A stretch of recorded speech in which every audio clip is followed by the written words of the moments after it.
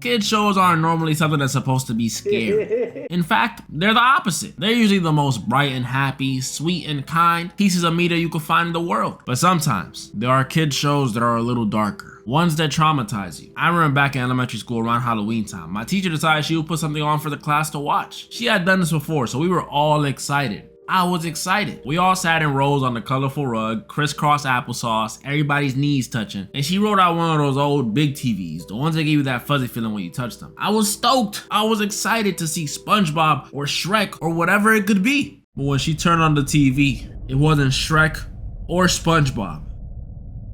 It was Goosebumps. Some of y'all may have forgotten or may just be too young, but when I tell y'all this show used to give me nightmares, I mean nightmares. So today, ladies and gentlemen, I'll be facing my fears and I'll be going over some of the episodes that were buried deep in my subconscious with y'all. And in the end, I'll go over the episode that scared me the most as a child. So strap in. Starting with the one known as the scariest to the general public. In this one, we follow these two girls who stumble across this novelty shop in the middle of the night and straight off the jump, turn around and go home. Please. These two girls are Sabrina, aka the main character's best friend, and our main character, Carly Beth. What kind of name? In typical horror fashion, our main character is fascinated by the novelty shop and wants to go in. I mean, it has scary masks and an ominous man watching them. Who wouldn't want to go in? But before she can even take a step into the shop, her best friend Sabrina tells her no. Thankfully, that's a good friend. But after they leave, we see why Carly Beth was so interested in those scary looking masks. You see, Carly Beth is constantly being bullied in the form of people scaring her. These boys from school, her best friend, her little brother, all be scaring her because she's a big scaredy cat. And honestly, relatable. Not anymore, but I used to be the most sensitive, easy to scare kid on the face of the earth. And let me tell you, crying at every horror movie gets old. And it was starting to get old for Carly Beth too. The next day at school was the last straw. During lunchtime, the two boys that scared her from the night before come over to her table to apologize, saying they were just joshing around, having some fun, but Carly Beth was not having it. She tells them whatever, just go away. But when they go away and Carly Beth takes a bite of her sandwich, she notices this PB&J is a little more chewy than normal and tastes a little like,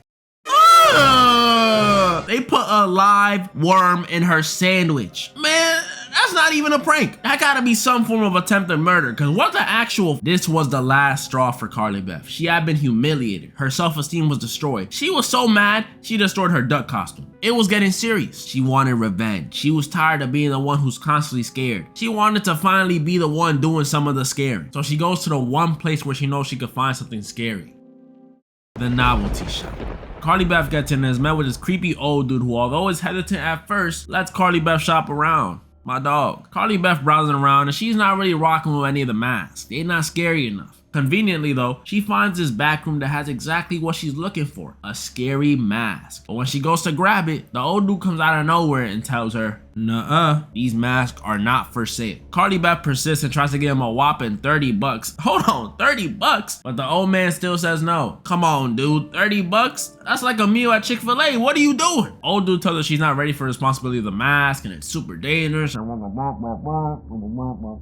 while he's explaining, Carly Beth steals the mask and runs out. She's a thug. And for some reason, the old dude doesn't chase her. He just yells and closes the door. I mean, Carly Beth finally got what she needed to get revenge on the bullies, but she was gonna regret that real soon. Carly Beth gets home and immediately puts the mask to work, scaring her little brother. And that was only the beginning. She suits up for Halloween, taking with her this weird replica of herself that her mom made for her.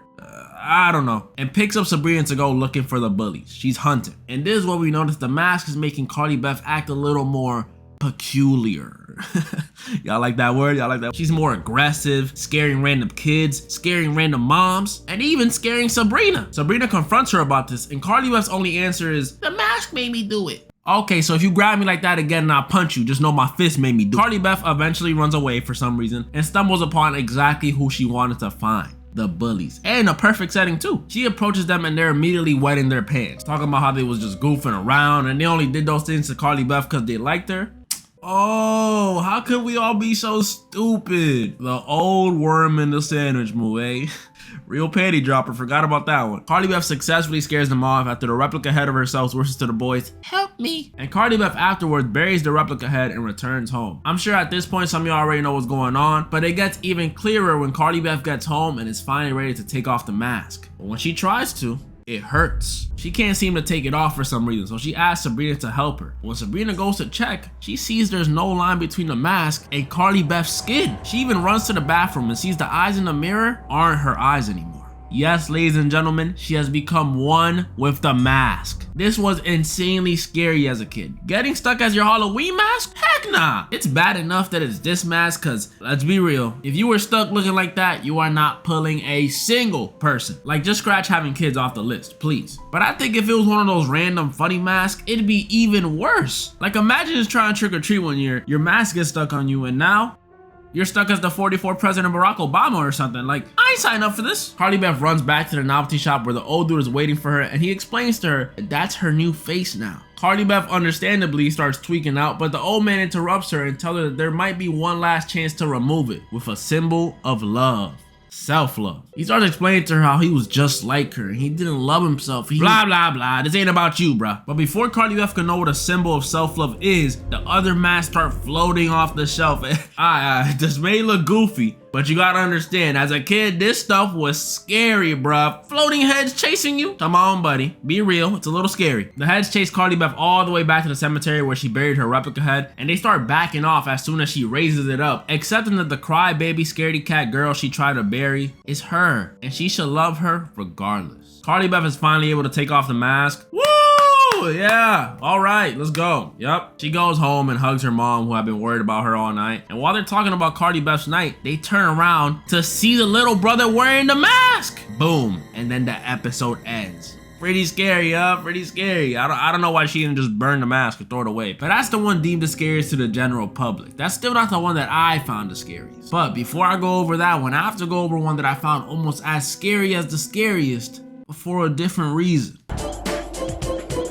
Unlike most Goosebumps episodes, this one doesn't have a possessed mask or a werewolf or anything like that. So you're probably wondering, what makes it so scary? In this one, we follow a boy named Michael whose life might be worse than Cardi Beth's. Like Cardi Beth, he's constantly being bullied, but instead of it being some boys or his best friend or his little brother, it's his little sister. Sorry. And obviously, since she's the sweet, innocent little sister, she can mess with him and never get in trouble. Michael was sick of it. He wanted some payback. So the day his dad came home with one of those old big clocks and told his sister not to touch it, he saw an opportunity. He gets up in the middle of the night and makes his way towards the clock. And when he gets there, instead of doing, some actual noticeable damage, he just slightly turns the head of the bird that comes out the clock, which is, yeah, that'll show him. But when Michael wakes up the next day, things are different, very different. It's his birthday. Mind you, his birthday had already passed. Like, it was a few days ago. So you know what that means. 2 B-days, ayy! Michael had gone back in time. And this is what I meant when I said this episode is scary for a different reason. Because every time Michael wakes up, he gets younger and younger. Going from a tween to a kid to a baby. That's scary. And it's not like when he turns into a baby, he's back to having baby thoughts. No, he's just Michael with the mobility of a baby. I would hate that. Even at my lowest of lows in life, I never, ever wanted to revert back to being a baby. I got too much left in the tank to stop. And it wouldn't have just stopped at being stuck as a baby. Next day, he would have been back in the womb. The day after that, back in the sack. And eventually, ceasing to exist, which is essentially death. Sort of. Luckily for Michael though, he realized the way to prevent himself from getting any younger was to turn back the bird's head that he messed up earlier, effectively saving himself from having to go back in the sack and essentially death. Sort of. But like I said, although this episode is scary, it's still not the one I found the scariest when I was little. This title belongs to no other than The Night of the Living Dummy.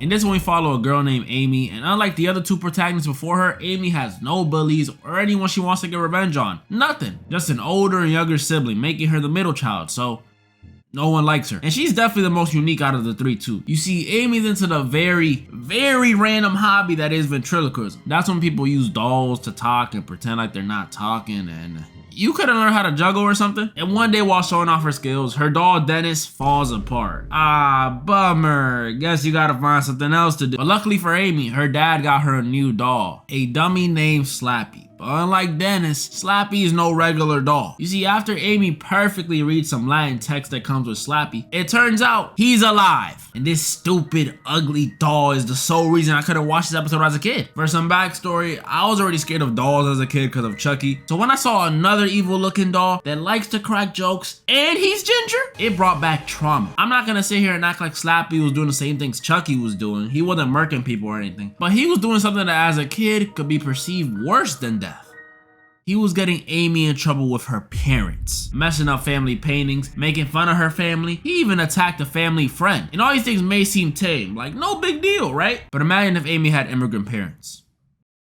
Yeah. After Slappy doing all these things and then trying to murk Amy's dad with a guitar, my fault, Slappy. I didn't know you had it in you. Amy decides to finally get rid of Slappy by throwing him down a drain. And he does this funny scream when it happens. Hey, kid, wait. But that very same night, Slappy returns, threatening her family and telling Amy she will be his slave forever. Yeah, you could try saying that to her, Slapster, but try saying that to me, and you're gonna end up trending on Twitter, buddy. At this point, Amy's sister finally sees that Slappy's actually alive, and they also realize Slappy is a doll, a hollow doll that you could like push over and kick and stuff, which kind of makes my fear of this dude coming after me as a kid a bit irrational, but whatever. Slappy chases them around the house, eventually catching them off guard and tripping Amy. And as he was standing over her talking about how the family belongs to him now or whatever, two things didn't make sense to me. One, why is the sister just watching him stand over Amy? And two, why is Amy so hell-bent on grabbing the broom to attack Slappy? You literally just shoved him upstairs. Kick the dude, bruh. Anyways, while Slappy is standing over Amy, out of nowhere, someone tackles Slappy, causing him to shatter his face on the fireplace, releasing the evil gas in his system. What the? Amy and her sister are confused as the family comes downstairs, including her brother. Wait a minute. If the brother wasn't the one who tackled Slappy, then who did? We see on the table Amy's old dummy Dennis is alive, and they gave him the voice of Goofy for some reason. Gosh, it's good to be back in the family. Boom, and then the episode ends. Slappy eventually returns again in Night of the Living Dummy 3 with frickin' Anakin Skywalker. Then he returns again in Bride of the Living Dummy where Slappy gets a shorty. And eventually returns a third time in the movies, but that Slappy sucks. Sorry, not sorry. Hopefully you guys can see why I found this show so creepy as a kid, and if you don't, I don't blame you. There's a lot of goofy moments. And moral of the story? Hey kid, break, now we need a break. Try to run away, try to get away. So it could be